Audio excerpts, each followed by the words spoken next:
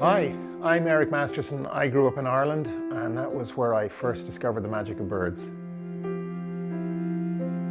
I traveled the world long before I ever left Dublin. I grew up in a pretty gritty part of the country. Dublin's a gritty town. I can remember in May, common swifts. I remember vividly common swifts would appear outside my bedroom window. And I'd go to my globe. I had an inflatable globe, and I would get my field guide, and I would learn that they would spend the winter in the jungles of Africa, the savannas of Africa, and here they were outside my bedroom window. I remember the wheat ears that would pass through on their way to Greenland. I would go with them, at least my mind would go with them, armed with just a field guide, an inflatable globe, and my child's imagination. So later I would emigrate from Ireland to the US myself. My wife and I moved to southwest New Hampshire. But the birds didn't come with us, obviously. Europe's birds migrate north-south, as do North America's birds, and so I had to learn a whole new cast of characters. But the journeys are just as remarkable.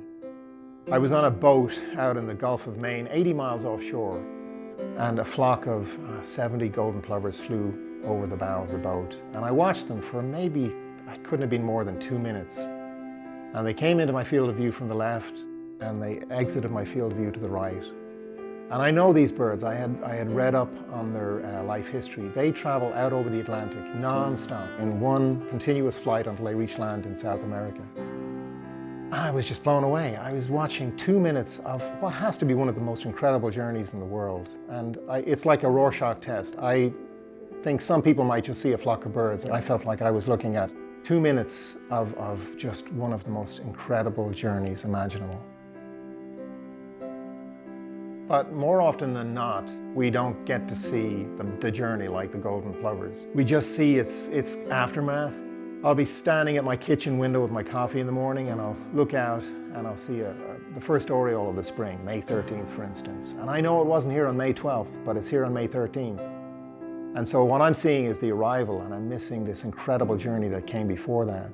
It's like, I think of visiting Portland, Oregon, to experience the Lewis and Clark expedition. You just can't do it that way.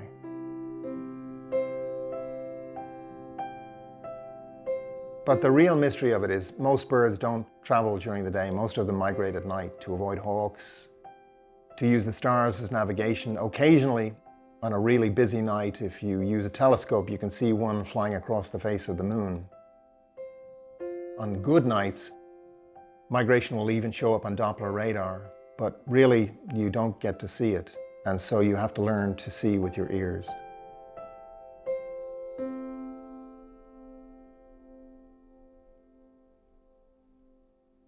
On really active nights, step outside your house and cup your hands to your ears and put your face to the skies, and you can hear them as they pass overhead, calling to each other. Scientists don't really know why they do this. Perhaps it's to help them avoid mid-air collisions, like some sort of air traffic control for birds.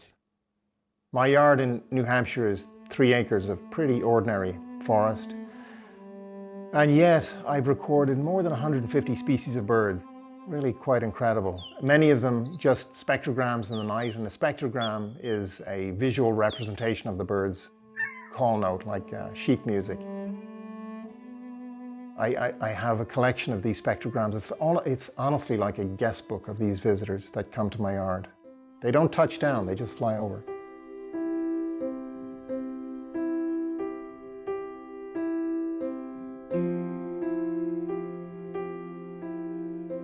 Nighttime is a time for dreaming, and as I lay asleep in bed and my recorder is on throughout the night, these birds, hundreds, thousands, millions of them across the continent, passing south, over my house, over your house, and they're traveling thousands of miles to faraway lands using the stars as a guide.